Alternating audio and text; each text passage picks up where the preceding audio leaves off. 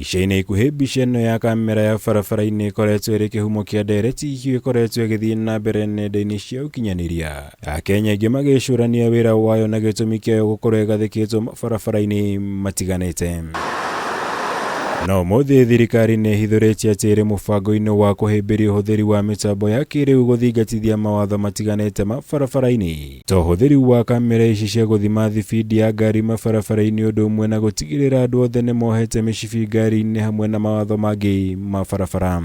Not just for speed, we are hoping that we will integrate many other offenses to be captured by the cameras. You've seen that we are already doing a testing. One camera is outside here, another one is in Wayaki Way, and another one is in Southern Bypass. By December this year, hopefully we will have covered a quite a good section of the northern corridor, especially the black spots from Mombasa to Malaba.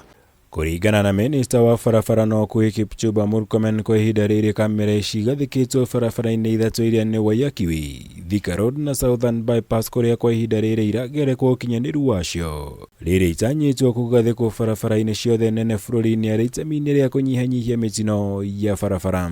God willing, by the end of next year, most of our national highways will have been covered by speed cameras, which integrate other offenses. If you use your phone, if, for example, you don't have a seat belt, or there will be so many other technology being integrated to it. As we progress and as technology gets better and better, we are going to have a more accountable system. Minister MURKOMEN auma hamwe na gavana wa Nairobi Johnson Sakaja gũthũrima waki wa thitĩnji ya bathi cia BRT mwena wa Kasarani, kũrĩa mahithũrĩtie atĩ mũingĩ wa bũrũri nĩ ũkambĩrĩria kwamũkĩra motungata ma tabarĩra ĩno gũgĩkinyeria mwambĩrĩrio wa mwaka wa 2025.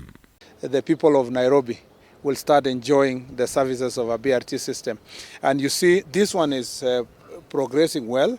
Line 3, as I said, line 3 from Mombasa Road through Dandora to here Allsops in this Thika Road to connect with this and Allsops is also at advanced stage in terms of investment. We have timelines. The money has been availed and is being made available through the budget.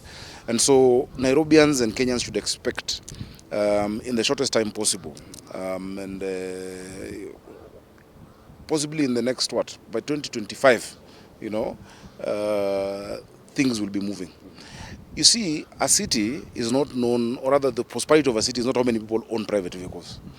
If you go to London or New York, you find very wealthy people who don't own a car because there's an efficient, reliable transit system. Nĩ kũrũmĩrĩra itua rĩa thirikari gũcokereria waki wa tabarĩra ĩno ihinda-inĩ rĩa mweri ũmwe ũkĩte. Gũkũ magwetete tabarĩra ĩno ta ya kĩguni kĩnene kũrĩ mũingĩ wa kaunti ya Nairobi na kaunti iria iriganĩtie.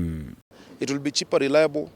You remember a long time ago, for those who grew up in the city, you knew at 7 there's a bus, and if you miss that one, there'll be one at 7:10, whether it has 2 people or it is full. Just that reliability is extremely important for the people of Kenya and the people of Nairobi. We believe that the resources will be released by the exchequer to the contractor so that he can resume work. Our plan is that in the next 3 or so weeks, the contractor again comes back to site to continue from where he left, and within 1 year, the entire road, the entire line will have been completed in terms of civil works, plus also the operating system. Ngĩribotera Kameme TV, Jitagwo Mwaura, Wagunya.